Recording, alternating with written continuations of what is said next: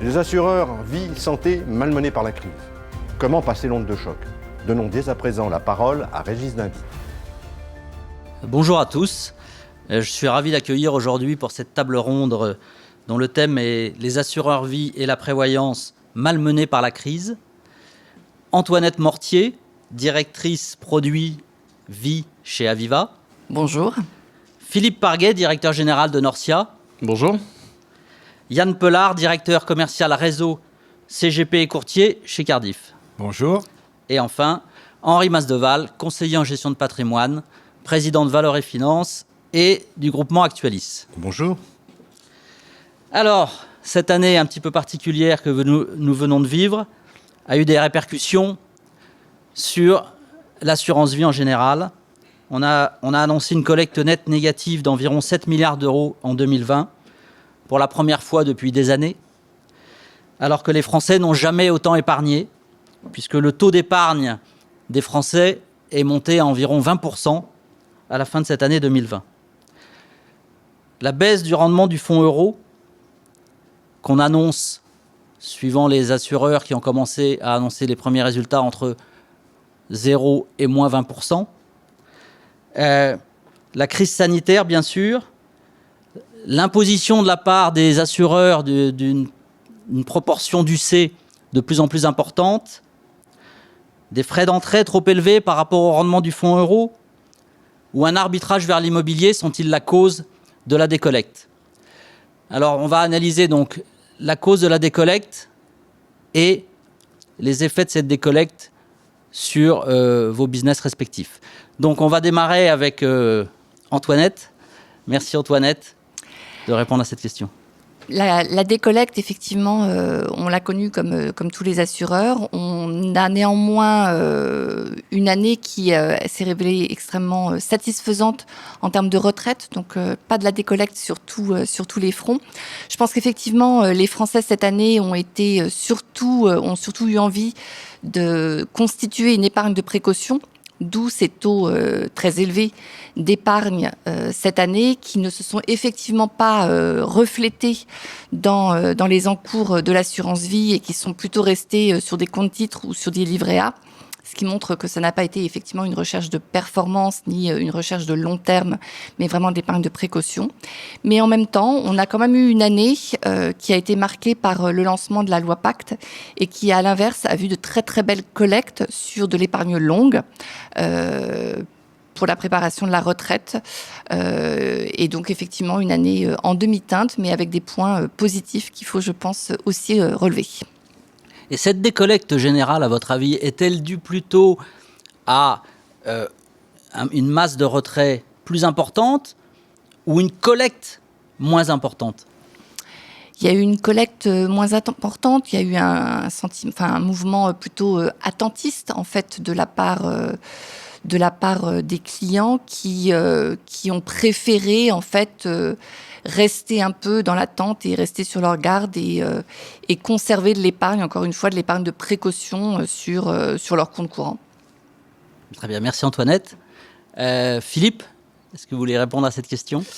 Oui, effectivement, nous non plus, on n'échappe pas à la règle, puisqu'il y a une moindre collecte sur la partie assurance vie sur l'année 2020. Il y a eu une moindre décollecte aussi, ce qui veut dire qu'il y a eu moins de rachats globalement sur l'épargne. Donc, même si on termine en net négatif ou proche de zéro, en tout cas, la collecte a été moins importante. Deux choses, je reviens effectivement sur ce que disait Antoinette, besoin d'épargne de précaution. Donc, les Français se sont dirigés plus facilement vers les livrets. Les livrets, c'est disponible, c'est facile, c'est rapide pour épargner. La rentabilité d'un livret est finalement peut-être pas si loin celle d'un fonds euro, d'autant plus que depuis quelques années, on explique aux épargnants que le fonds euro est mort. Donc je pense que ça commence à rentrer dans leur tête, mais pas forcément de la bonne manière. Et donc voilà. Donc du coup, nous, on n'est pas trop sur le fonds euro en général. Donc on a eu un surplus de collecte sur le fonds euro quand même sur le début d'année, mais qui s'est très vite transformé et qui s'est transformé notamment sur du produit structuré, profitant de la volatilité forte sur les marchés sur le premier semestre. Alors, point important et qui a été extrêmement notable de notre côté, c'est qu'on a deux activités. Hein, l'activité assurance vie, qui est notre cœur de business, ou plus exactement notre activité historique. Mais aussi, on a une activité compte titre depuis 8 ans et on n'a jamais autant collecté que sur le compte titre. Compte titre, alors qui n'est pas tout à fait une épargne de précaution, parce qu'il n'y a pas de fonds sécuritaires dedans, ou s'il n'y a pas part du monétaire sur lesquels un épargnant va perdre de l'argent. Mais c'est l'avantage du compte titre, c'est qu'il a une réactivité qui est très forte, qui est beaucoup plus importante que sur un contrat d'assurance vie. Il faut 2 jours pour l'ouvrir ou 3 jours. Sur un contrat d'assurance vie, c'est un peu plus long. Il y a la disponibilité des supports est plus rapide et plus importante. Donc le référencement des supports et les arbitrages sont donc plus rapides. Donc on a eu un bond de la collecte très important sur la partie compte titre, notamment pour les trésoreries d'entreprise d'ailleurs. Sur l'année, on collecte sur 2020 plus en compte titre qu'en assurance vie, ce qui est une première. Merci Philippe. Yann? Alors, difficile de compléter avec tout ce qui a été dit. Effectivement, donc le marché globalement de l'assurance vie a souffert et est un petit peu en recul par rapport aux années précédentes. Pour autant, je pense que les CGP finalement tirent plutôt bien leur épingle du jeu. En tout cas, c'est ce qu'on a pu vérifier chez nous. Alors, ça pourrait être intéressant aussi d'en discuter, de savoir pourquoi. Maintenant, moi, j'aimerais insister quand même sur un point. L'assurance vie, ce n'est pas que le fonds euro. Certes, les rendements des fonds euros sont en retrait, mais il n'y a pas que le fonds euro au sein de l'assurance vie, et souvent cet amalgame peut jouer des tours. En tout cas, ça a été pas mal relayé de cette façon-là pendant de nombreuses années, et ça, je pense qu'il faut casser un petit peu cette image et ce discours-là. Après, ce qui pourrait expliquer l'attrait, en tout cas, des livrets cette année, en tout cas les épargnants qui ont privilégié ces supports-là, c'est la projection. Clairement, on est face à pas mal d'incertitudes devant nous. Le contexte sanitaire, les marchés financiers, quelle certitude on peut avoir aujourd'hui pour investir. C'est pas évident pour un épargnant, pour un investisseur. Et donc, c'est bien le raisonnement court terme qui est privilégié. Quoi qu'il en soit, même si avec des évolutions, notamment de la fiscalité, l'assurance vie, on pourrait, et là aussi, il pourrait y avoir débat, de se dire est-ce qu'on est toujours sur ces investissements moyen-long terme, notamment avec le PFU depuis 2017. L'investissement en assurance vie, ça reste du moyen-long terme. Et donc, voilà, pour se projeter, est-ce que ça reste le véhicule le plus attractif ? Je pense qu'il y a encore des choses à faire, il y a beaucoup de choses à faire.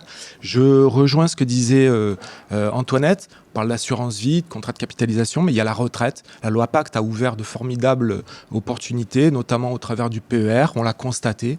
C'est une année record, en tout cas chez nous, en termes de collecte sur les produits retraite, et notamment la retraite individuelle. Donc là aussi, un axe de développement extrêmement important et dans une stratégie patrimoniale, puisque les CGP travaillent vraiment aujourd'hui, on peut le dire, en approche globale de leur clientèle, et la retraite prend toute sa part dans la stratégie patrimoniale, et c'est quelque chose sur lequel nous, en tout cas, on souhaite vraiment insister et accompagner nos partenaires dans les années à venir. Ouais. Merci Yann. Et Henri, du côté des CGP, alors les clients investisseurs et souscripteurs de contrats d'assurance vie, comment ils ont géré cette année de crise et notamment la forte baisse des marchés du mois de mars? Est-ce que ça a été un mouvement de panique? Quel a été le rôle du CGP pour conserver ses clients? Bon, l'assurance vie, lorsqu'on regarde l'activité d'un CGP, représente une grande pondération dans son chiffre d'affaires. L'intérêt de l'assurance vie, bien entendu, prédomine aujourd'hui, même si pour autant les fonds en euros ont diminué. Aujourd'hui, l'investisseur qui conserve son contrat d'assurance vie, bien entendu, le garde parce qu'il a à sa disposition différentes possibilités de gestion. La gestion, bien entendu, au travers des multisupports, offre des perspectives d'allocation d'actifs intéressantes et de l'adapter aux circonstances de marché. Parallèlement, il a toujours aussi la possibilité d'aller sur le fonds en euros, même si le fonds en euros diminue en termes de rendement, il a la perspective d'avoir la possibilité de gérer son argent à court terme. Pour autant, ce que nous constatons, c'est que l'investisseur d'aujourd'hui, lié à cette crise financière, j'allais dire, d'abord crise sanitaire, mais crise financière, ne veut pas s'engager sur des investissements à long terme. Donc, c'est la raison pour laquelle les comptes titres ont pris, bien entendu, un rôle important dans leur patrimoine, en même temps qu'ils ont également gonflé leur livret d'épargne. Pour autant, l'assurance vie et les CGP ont la capacité d'avoir une approche de proximité avec leurs clients et de pouvoir les suivre. Et donc, dans l'activité du CGP, il n'y a pas eu trop de décollecte. Et mes collègues, j'allais dire assureurs, viennent nous le dire que là, il n'y avait pas trop de rachats, mais il n'y avait pas beaucoup de collecte. Alors moi, je voudrais rebondir, il y a eu quand même des effets positifs de cette crise au niveau de l'assurance vie. Ce sont les moyens formidables qu'ont mis en place la plupart des assureurs pour accélérer les processus d'opération par la digitalisation et la signature électronique.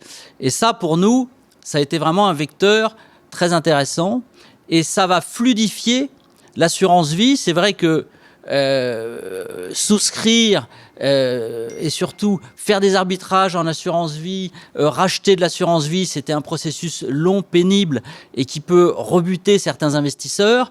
Aujourd'hui, par la mise en place de ces phénomènes de digitalisation, c'est extrêmement rapide.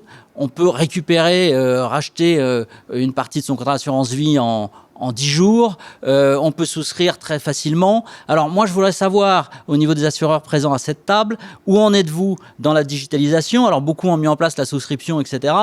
Le rachat, ça a été un peu plus long. On peut comprendre pourquoi. Mais c'est néanmoins un élément important, justement, pour bien prouver aux investisseurs que l'argent est disponible sur un contrat d'assurance vie, aussi bien que sur un compte titre ou sur un autre compte. Donc, Antoinette, où en êtes-vous au niveau de la digitalisation de vos opérations? Je pense que c'est très important ce que vous venez de rappeler, c'est qu'effectivement, il ne faut surtout pas laisser penser que l'assurance vie est un moyen qui bloque l'épargne. C'est absolument pas ça. En fait, nous, chez Aviva, on avait déjà la possibilité de faire des rachats en ligne sur son espace privé. Alors c'est vrai que ça a permis d'accélérer un certain nombre d'autres actes qui n'étaient pas totalement dématérialisés, mais aujourd'hui on peut très bien aller souscrire et signer de façon dématérialisée un nouveau contrat chez son assureur qui distribue un produit Aviva. Donc je pense qu'effectivement il faut absolument oublier cette période où l'assurance vie était vécue comme un instrument qui bloquait l'épargne, qui était lourd et qui était administratif et très processé. Merci. Je vais continuer avec Yann, chez Cardif, alors, où en êtes-vous? Alors, nous, comme vous le savez, nous sommes inscrits dans un ambitieux plan de transformation. Il y a maintenant 3 ans, on a beaucoup investi pour réaliser et proposer à nos partenaires des parcours entièrement digitalisés, que ce soit pour les actes de souscription, mais aussi les actes d'administration des contrats. Donc là, évidemment, on parle des rachats, mais aussi, évidemment, les arbitrages. On a vécu une période très particulière, mars, avril, mai, tout ce confinement-là. Clairement, il faut se dire que si on n'avait pas opéré tous ces changements-là, je pense qu'on serait encore en train de saisir les arbitrages qu'on nous a envoyés. Pour vous donner quelques chiffres, ne serait-ce que sur le mois d'avril, on a réalisé les arbitrages qu'on aurait fait habituellement sur un semestre. Donc les volumes étaient extrêmement importants. Donc le digital, ça rassure. Ça rassure à la fois les conseillers dans le traitement de leurs opérations, pouvoir absorber les volumes, c'est important. Lorsqu'on est en période de forte tension, il faut pouvoir absorber les demandes clients. Et donc, ça rassure évidemment aussi les clients. On parlait des rachats. Effectivement, l'assurance vie, c'est bien investir, mais c'est aussi rassurant de pouvoir récupérer son argent lorsqu'on en a besoin. Et évidemment, si on est capable de proposer des parcours facilitateurs sur tous les actes d'administration des contrats, c'est quand même extrêmement rassurant. Et ça concourt aussi, en rassurant les clients, ça concourt à favoriser des reversements à venir. Donc, si c'est facile d'en sortir, j'y reviens plus facilement. C'est un petit peu ça le principe. Donc, nous, aujourd'hui, quelque part, sur nos contrats, que ce soit épargne-retraite, on est capable de souscrire et on est capable de réaliser tous les actes d'administration dans un parcours entièrement digitalisé. Donc à savoir une signature électronique à la fin, que ce soit en présentiel avec le client ou à distance. Donc ça, aujourd'hui, c'est fait. Mais on ne va pas s'arrêter là, bien entendu. L'idée, c'est de travailler l'expérience client. Et quand je parle d'expérience client, ce n'est pas que le client final. C'est aussi nos partenaires. Donc c'est favoriser tous ces actes-là, faire gagner du temps à nos partenaires dans un cadre réglementaire de plus en plus contraignant et être capable de cadrer les opérations et être certain d'être en phase avec la réglementation et favoriser, je dirais, le retour à meilleure fortune lorsque des clients ont besoin d'argent. Finalement, c'est de les mettre dans des situations de qualité, d'être en capacité aussi de saisir les opportunités de marché. On l'a vu, Philippe le disait, au mois de mars, si les investisseurs ont vu des points d'entrée intéressants, il faut être aussi capable d'aller les chercher. Donc les parcours digitalisés nous ont permis aussi d'être réactifs. Donc il y a un travail à la fois au niveau des parcours pour pouvoir aller saisir les opportunités, mais ces opportunités-là, il faut aussi proposer des offres.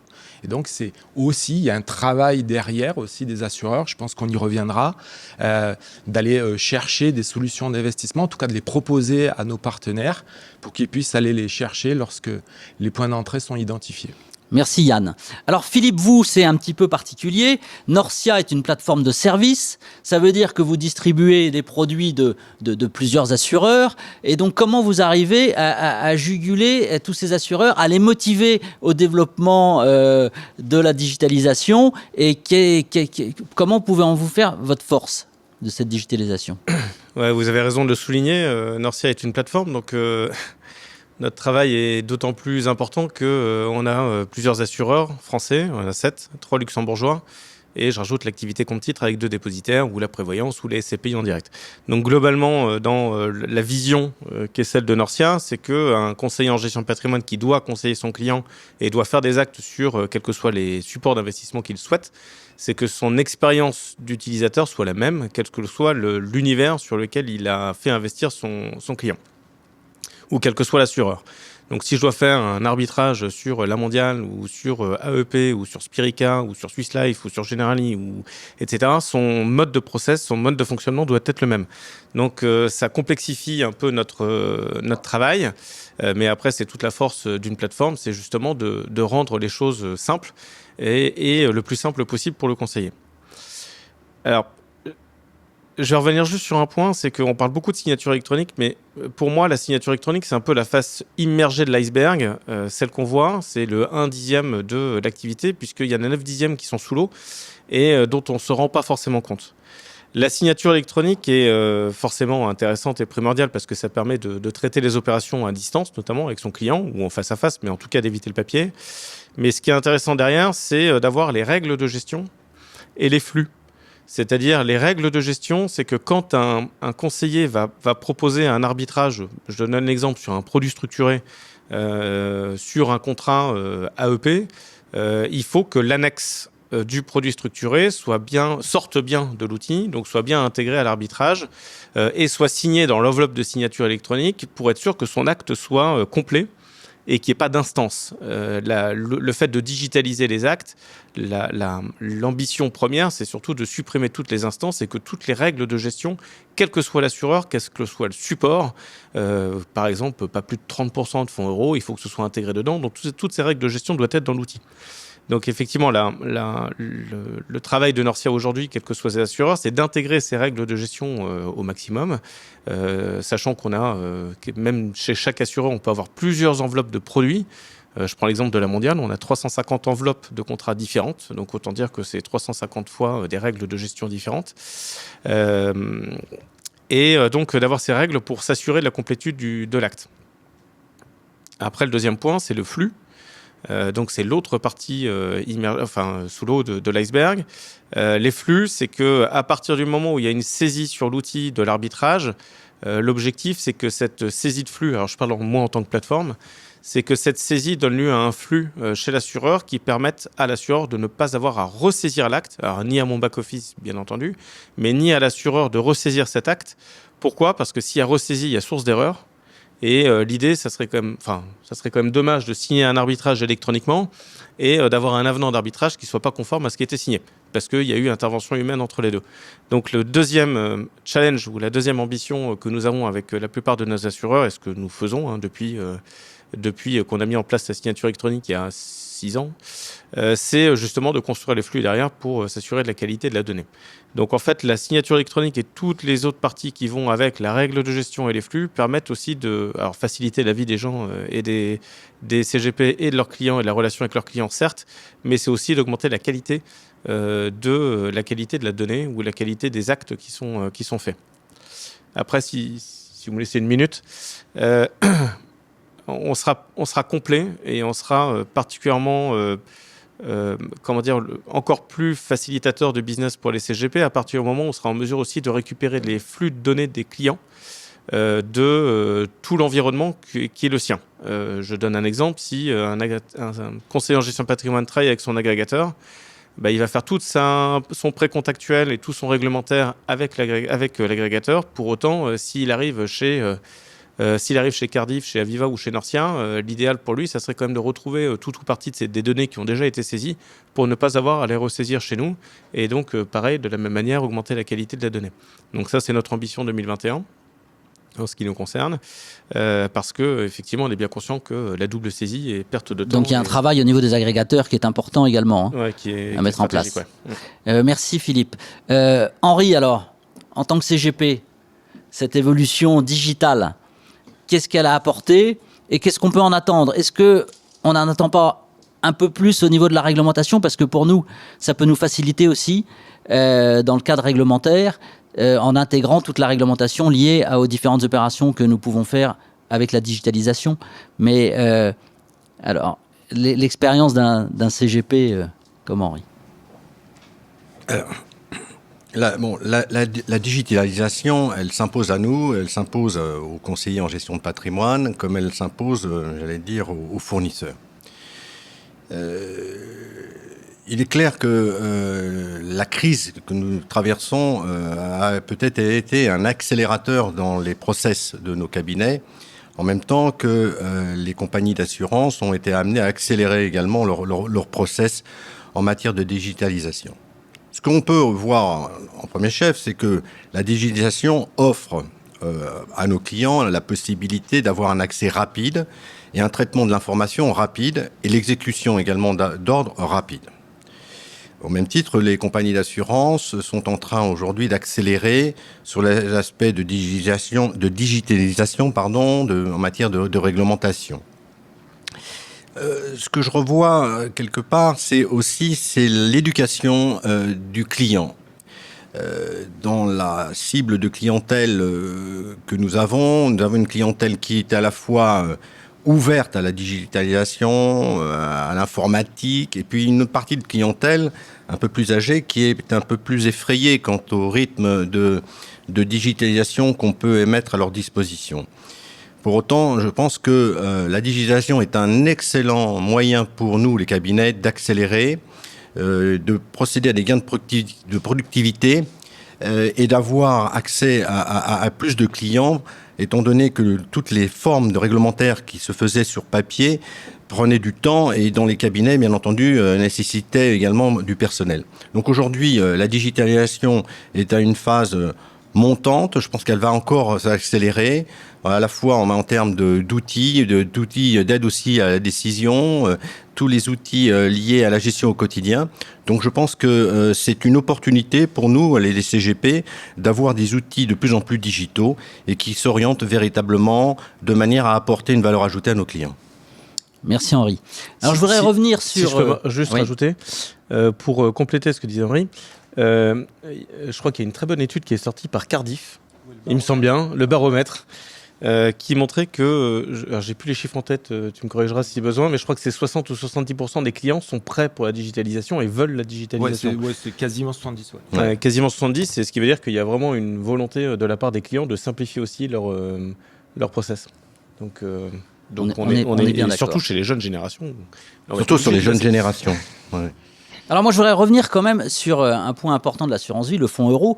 Aujourd'hui, l'assurance vie en France, c'est grosso modo 1800 milliards d'euros. et c'est encore 80% de fonds euros, hein, vous m'interrompez si je dis une bêtise, mais la part du fonds euro baisse régulièrement, mais petitement. Jusqu'à maintenant, le fonds euro, c'était le Graal. Il y a 10 ans, c'était 4-5% de rendement. Donc pour un client, 4-5% de rendement, même si l'inflation était peu ou prou identique, c'était quand même un bon rendement. Aujourd'hui, on a une inflation qui est plate, mais on va avoir des rendements qui sont faméliques. Et là, dans l'esprit des gens, 1% de rendement, 1,5%, ça ne fait plus rêver. Moi, je suis toujours étonné quand j'entends un journaliste financier, hein, qui peut être des Échos, de la Tribune ou quoi que ce soit, qui fait un amalgame permanent entre l'assurance vie et le fonds euro. Et là, je pense qu'il y a, chez vous, messieurs les assureurs, un déficit de communication, parce que l'assurance vie, ce n'est pas le fonds euro, même si le fonds euro reste 80% de l'assurance vie. L'assurance vie, c'est un outil formidable, un outil juridique et fiscal, mais un outil qu'on peut gérer. On peut intégrer des UC, donc des fonds, on peut même aujourd'hui intégrer des titres vifs, des produits structurés, de l'immobilier, du private equity. Alors pourquoi est-ce qu'on n'arrive pas à faire baisser sensiblement la part du fonds euro alors même que celui-ci ne rapporte plus rien? Et est-ce que vous n'avez pas peur que la décollecte continue parce que les gens ne savent pas, il n'y a pas une assez bonne communication sur le fait que l'assurance vie peut être vecteur de beaucoup d'autres choses que du fonds euro, c'est-à-dire un actif garanti. Qui est-ce qui veut répondre à ça en premier ? Je vais tenter de répondre.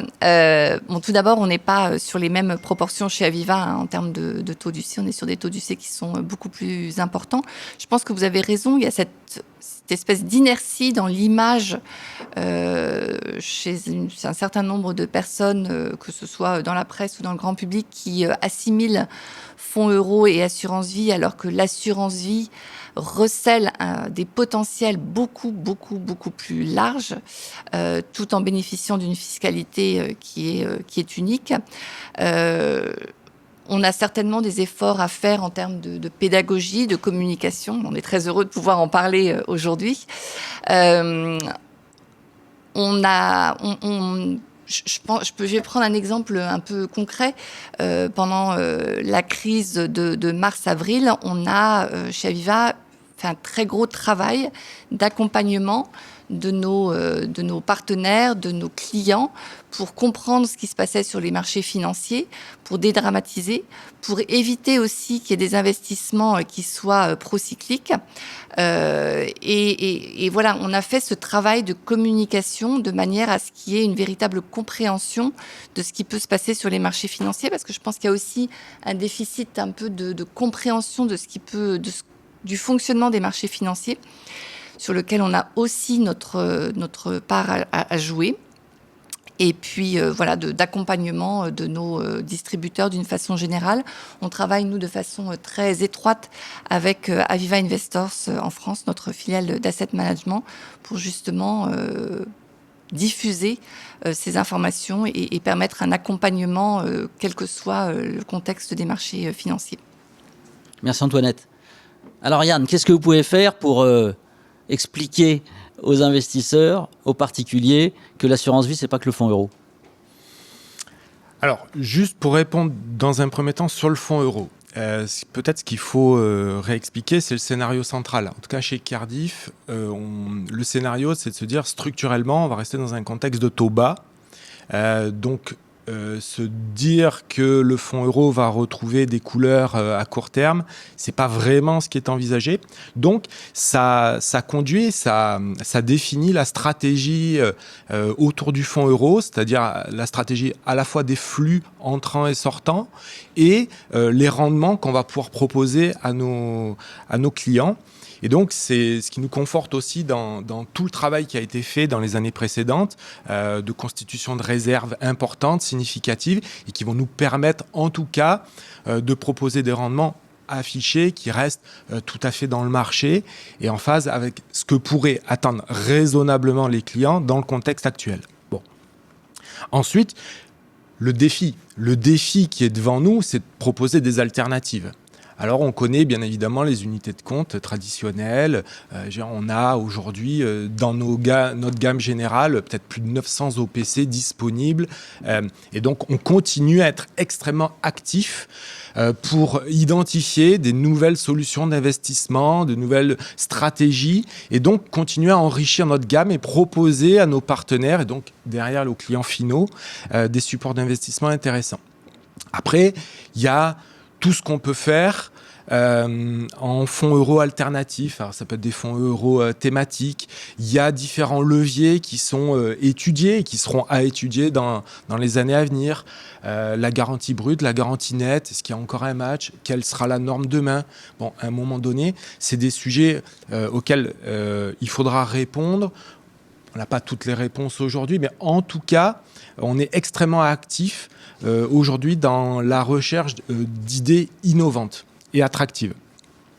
Après, je dirais plus globalement, pour que l'assurance vie conserve un attrait suffisant, je pense qu'un des leviers, c'est aussi, au-delà du rendement, c'est le véhicule dans la stratégie patrimoniale qu'on peut proposer.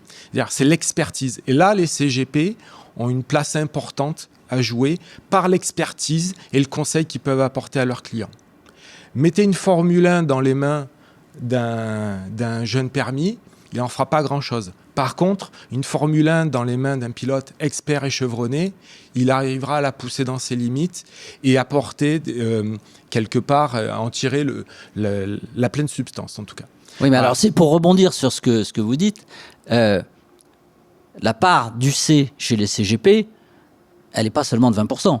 Alors, je crois qu'elle doit être plus proche des 40%. Alors, c'est pour ça, parce qu'il y a les données du marché et la donnée chez les CGP. Chez les CGP, globalement, la part UC en moyenne sur le marché, en tout cas ce qu'on va retrouver aussi chez Cardif, est plutôt aux alentours de 50%. C'est-à-dire qu'il faut, quand on propose aussi des investissements, il faut les maîtriser. Il faut comprendre ce qui va derrière, il faut être capable d'accompagner le client. Et tout ça, c'est de l'expertise, c'est de la connaissance. Et là, les CGP ont quand même un formidable atout à mettre en avant. C'est cette expertise-là qu'ils ont su acquérir au fur et à mesure des années. La réglementation les a conduits aussi à plus d'expertise parce que les a contraints, mais quelque part, les CGP ont su s'adapter aussi à toutes ces évolutions-là et aujourd'hui sont en capacité de proposer, avec l'aide des assureurs, des solutions d'investissement beaucoup plus, alors je dirais, fines et adaptées et réactives en fonction des contextes de marché. Alors sans doute faut-il mieux communiquer sur notre profession. Vous pouvez aider nos chambres syndicales à mieux communiquer sur mais c'est un défi la qualité de notre intervention. C'est un défi commun que nous devons tous relever, c'est-à-dire CGP, c'est assureurs, chambres, c'est tous les acteurs en fait, du marché qui doivent faire la promotion du métier et mettre en avant l'expertise des CGP. On est parfaitement d'accord. Merci Yann.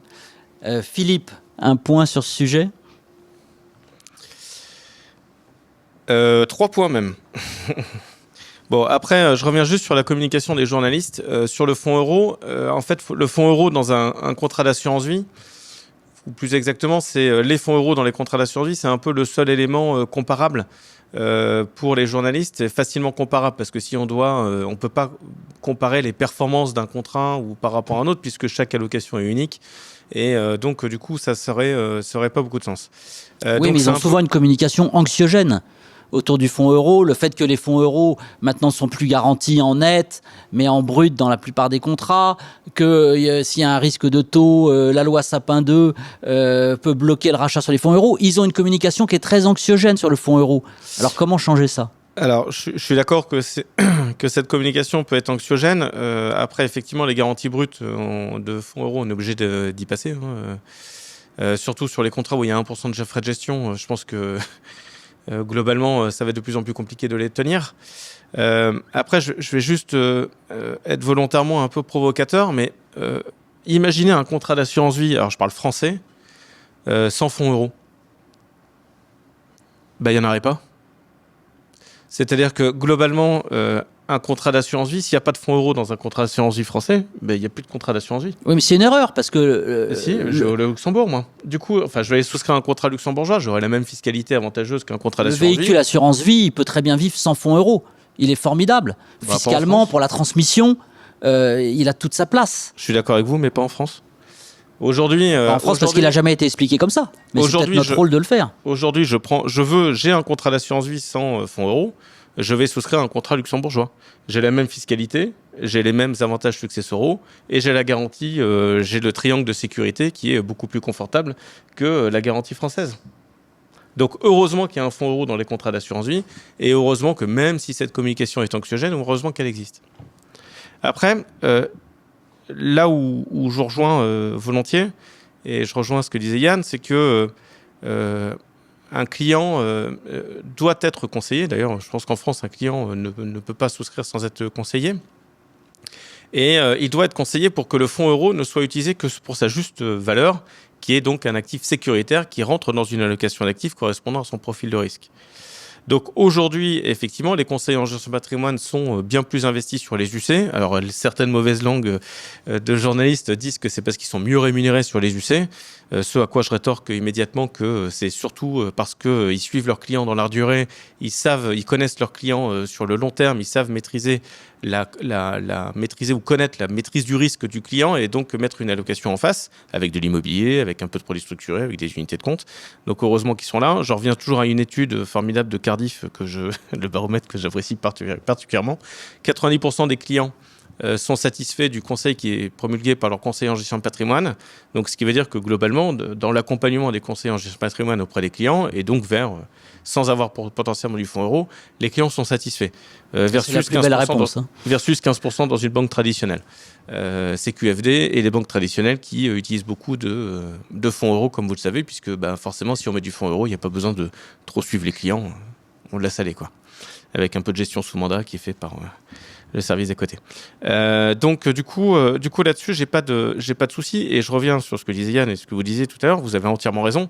Aujourd'hui, le défi, c'est surtout de faire connaître le métier de conseiller en gestion de patrimoine indépendant pour que les 7, 8 ou 9 ou 10% de parts de marché que sont ceux des conseillers en gestion de patrimoine augmentent et que plus en plus de clients aient accès ou sachent comment avoir accès à ce type de conseil plutôt que celui de leur banquier traditionnel. Donc le défi, il est là, plus que de, effectivement, peut-être expliquer qu'il y a autre chose que du fonds euro dans un contrat d'assurance vie. Alors pour le coup, c'est un défi qui est partagé. On a déjà échangé avec les chambres syndicales sur ce sujet-là. Et maintenant, il faut s'accorder. La population est multiple et c'est pas toujours facile de faire avancer tout le monde en même temps. Mais si je peux compléter, mais c'est intéressant et tu as raison Philippe parce que quand tu dis les parts de marché des CGP, les 7, 8, 9, 10%. Ça dépend suivant la police et les manifestants. Et c'est là, et là tu mets le doigt sur un point important, c'est que là aussi c'est difficile. La donnée, la part de marché des CGP dans l'assurance vie, la retraite, etc. C'est difficile. C'est des données qui sont pas facilement appréhendables. Et donc, là aussi, c'est difficile de pouvoir communiquer. C'est pas simple à orchestrer tout ça. Et simplement, si je voudrais compléter aussi ce que tu disais. Oui, les mauvaises langues diraient que les CGP font plus d'UC parce que c'est mieux rémunéré. Mais à ce compte-là, ça voudrait dire aussi... la même chose des assureurs. Hein. Oui, voilà. Non, mais à ce compte-là, ça voudrait dire que c'est aussi les UC les plus chargées et celles qui rémunèrent le plus qui seraient les plus souscrites. Et c'est absolument pas ce qu'on constate. Donc, c'est un argument qui tient absolument pas la route. Les CGP, ils ont des clients en face. Ils s'inscrivent dans la durée. S'ils veulent conserver leurs clients, il faut que leurs clients soient satisfaits. Et c'est pas en vendant n'importe quoi que ça se fait. Bien au contraire, ça en apportant un conseil judicieux, adapté, efficace. Et c'est comme ça qu'ils s'inscrivent dans la durée. Voilà. Merci Yann. Alors Henri... Je voulais rajouter si vous permettez, deux commentaires. Le premier, effectivement, sur le rôle du fonds euro. Je pense qu'on l'a tous répété, mais je pense qu'il ne faut pas non plus jeter le bébé avec l'eau du bain. Le fonds euro, pendant des années, a été un peu le véhicule tout-terrain. On pouvait mettre un client dessus et effectivement ne plus aller le revoir pendant 10 ans et tout se passait très bien. Je pense qu'aujourd'hui, il a toujours une place, mais il a une place totalement différente dans un contrat d'assurance vie. Il a vraiment son rôle à jouer dans une optique de sécurisation, et en particulier quand on approche d'un terme d'un projet ou quand on approche de la retraite. Là, il a vraiment toute sa place à prendre. Mais ce n'est plus le support sur lequel on s'installe pour se projeter pendant 10, 15, 20 ans sans bouger. Ça, c'était le premier point. Le second aussi, dont on n'a pas encore parlé et qui nous tient assez à cœur chez Aviva, c'est toute la dynamique de la thématique des supports durables, de la thématique ESG, environnementale, sociale et de gouvernance. Parce qu'on s'aperçoit aujourd'hui, là encore, quand on interroge les clients, qu'il y a une véritable attente sur la thématique de donner du sens à son épargne. Et je pense que là aussi, dans les supports qu'on propose, en tout cas aujourd'hui, nous on a beaucoup travaillé sur cette thématique, on s'aperçoit, c'est encore plus vrai dans les générations les plus jeunes, qu'il y a un véritable intérêt là-dessus, qu'il y a aujourd'hui encore un déficit à la fois de connaissances, mais en même temps une appétence et un besoin de conseils en la matière. Et je pense que là aussi, les CGP ont toute leur place à jouer sur cette thématique et ce conseil en la matière. Alors tout à fait, Antoinette. Et alors nous Henri, notre rôle est pas facile parce que notre devoir est de tenir compte du profil de risque et de gestion de nos clients qui ont quand même une appétence au risque assez limitée, surtout avec le redoublement des crises. Mais faisant face à la baisse de rendement de fonds euros, est-ce que la solution serait pas de travailler sur l'horizon d'investissement pour pouvoir expliquer que sur un horizon lointain, le risque est gagnant ? Alors, je suis très honoré et heureux d'être à cette table ronde parce que les partenaires assurances n'ont que des louanges pour le métier des conseils en gestion de patrimoine. Donc je vous remercie. Et vous avez raison de nous donner des louanges parce que quelque part, lorsqu'on regarde historiquement et les années de pratique que j'ai de ce métier, c'est que historiquement, lorsqu'on faisait de l'assurance, il y a bien des années, on était sur le fonds en euros. Et donc, l'assurance vie, c'était le fonds en euros. Et puis, ce métier, qui a à peu près 30 à 35 ans d'existence, a bousculé, je dirais, la gestion des compagnies d'assurance en demandant aux différentes compagnies d'assurance d'intégrer dans leur offre des unités de compte. Ce qui a été une révolution dans les années 85-90. Je crois que Cardiff était un des pionniers à l'époque. Venant du monde des CGP qui démarraient, en leur disant, en dehors, et pourtant le fonds en euros rapportait des rendements relativement intéressants, d'offrir la possibilité de diversifier son épargne sur une unité de compte. Et là, bien entendu, ça a été pour nous un vecteur de développement significatif au travers de l'outil de l'assurance vie qu'on disait tout à l'heure, avec tous ses attraits, que ce soit fiscaux, de transmission ou de gestion, d'avoir un outil qui nous offre la perspective de bien faire de la location d'actifs. Et là, ça a été une révolution. Alors, une révolution pour le monde des CGP qui a pu identifier différents axes de développement au travers de sociétés de gestion qui se sont mis à se développer, des sociétés entrepreneuriales. Et aujourd'hui, qu'est-ce qu'on voit ? On voit que le monde des CGP a été quand même un vecteur de développement pour le monde de la gestion au quotidien, c'est-à-dire pour les flux en matière des compagnies d'assurance d'étoffer leur offre, pour des sociétés de gestion qui se créent, de les mettre en exergue et en amont et aujourd'hui identifiées et reconnues. Et qu'est-ce qu'on voit aujourd'hui aussi, c'est que les contrats d'assurance en dehors des unités de compte, s'offrent aujourd'hui sur des aspects de private equity, sur des aspects de fonds structurés, sur des aspects immobiliers. Donc on voit bien que l'outil de l'assurance vie est devenu véritablement un outil de gestion au quotidien. Et le client aujourd'hui le perçoit mieux qu'il le percevait hier.